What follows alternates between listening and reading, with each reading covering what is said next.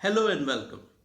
This is Swapnil and I'm going to review the key takeaways for the Indian team from the recently concluded Test series against Sri Lanka. A three-test series built as part of the first full tour by an Indian team since 2009 ended in 11 days of play. Sri Lanka managed to cross 300 only once in the first two tests and then couldn't even cross 200 in the final test. Such was India's domination that they had a first innings lead in excess of 300 in all three tests and enforced follow-on in the last two matches. When one team scores nearly 2,000 runs in 3.5 innings, while the other team cannot even manage 1,500 runs in 6 innings, it demonstrates not just the different performance levels, but also the gulf in class between the two sides. The winning team, therefore, finds it difficult to take positives from the series. However, on account of bold team selection as well as some luck, India managed some positives from the series. The first one was Hardik Pandya's emergence as an all-rounder. With 178 runs in 3 innings and 4 wickets in the 32 overs he was asked to send down, Hardik Pandya began repaying the faith that the Indian team management has shown in him over the last 12 months or so. His rise through the ranks has been meteoric.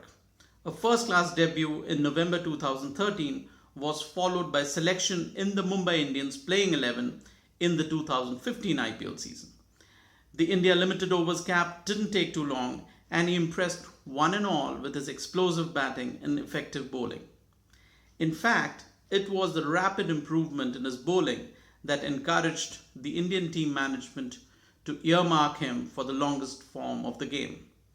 A casual glance at his batting numbers in this series, especially his strike rates, may give the impression that he played the same way as he does in the ODIs and the T20s.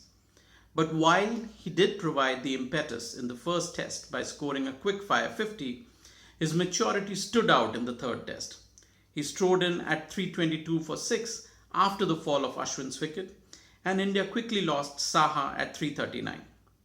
On a pitch that was giving some assistance to the bowlers, Pandya first stitched together a patient 62-run partnership with Kuldeep Yadav, and then, when running out of partners, smashed 70 out of the last 86 runs while consuming 42 of the last 69 balls. 3 out of the 4 wickets he took were that of established batsmen.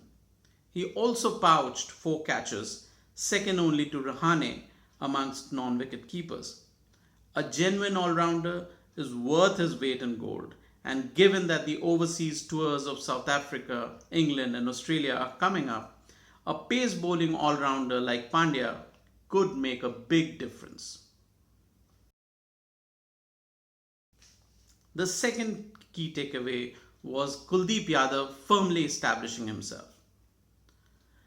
Now, it was only due to the suspension of Ravindra Jadeja from the third test that allowed the left-arm Chinaman Kuldeep Yadav to play a test match in this series.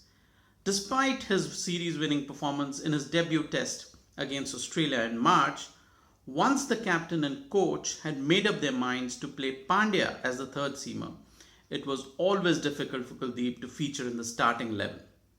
However, it didn't take Kuldeep too long to make a mark once he was included in the starting 11.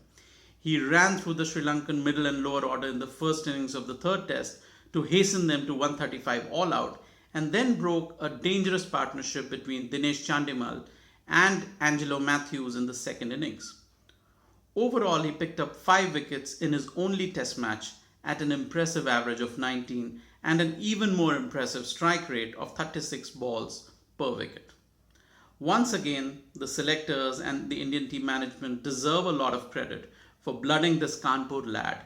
And what has been very impressive is that Kuldeep has been effective across all formats of the game.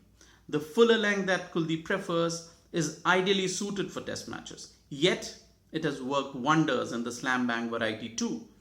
This is mainly on account of the disguise that Kuldeep deploys, wherein he is able to bowl both the normal Chinaman as well as the wrong one with a scrambled seam. Given Ashwin and Jadeja's struggles in the Champions Trophy, Kuldeep would ideally be the number 1 choice spinner in both ODIs and T20s.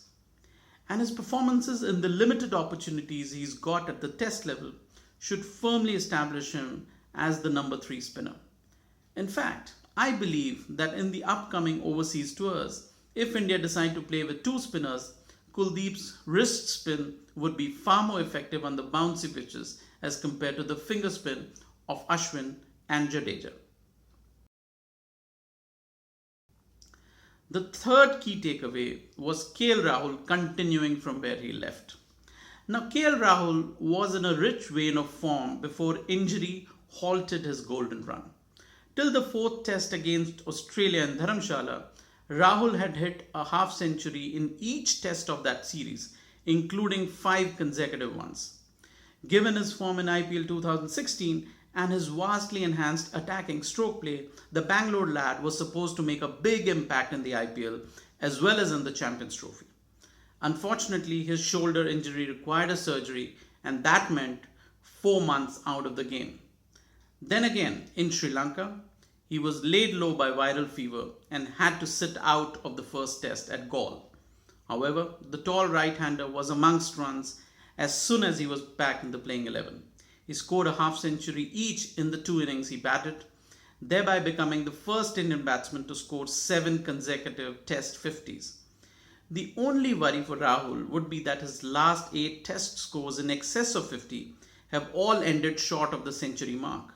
Nevertheless, the captain would be very pleased to see Rahul back in the team, and his inclusion at the number 4 spot for the upcoming ODIs is a sure indicator of the high esteem in which Rahul's technique, temperament and performances are held by the Indian team management.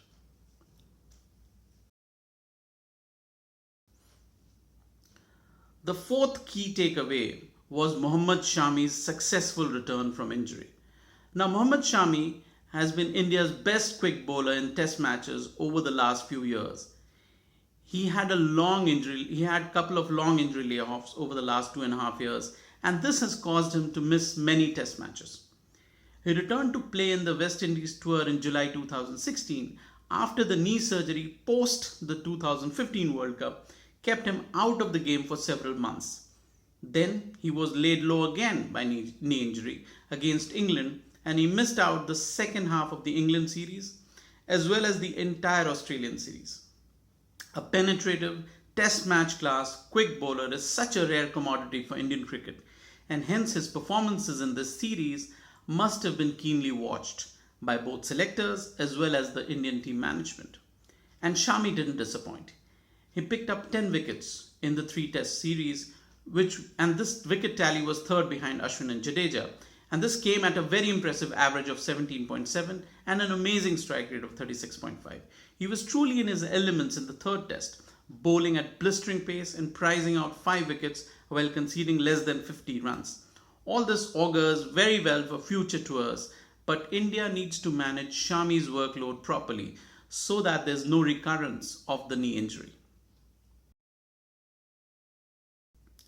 Now, coming to the ODI leg of the tour, India has rested all their main test bowlers for the ODI leg of the tour. While this seems to be a sensible strategy for fast bowlers, at least one of Jadeja or Ashwin should have been part of the squad, as their one-day form of late hasn't been impressive.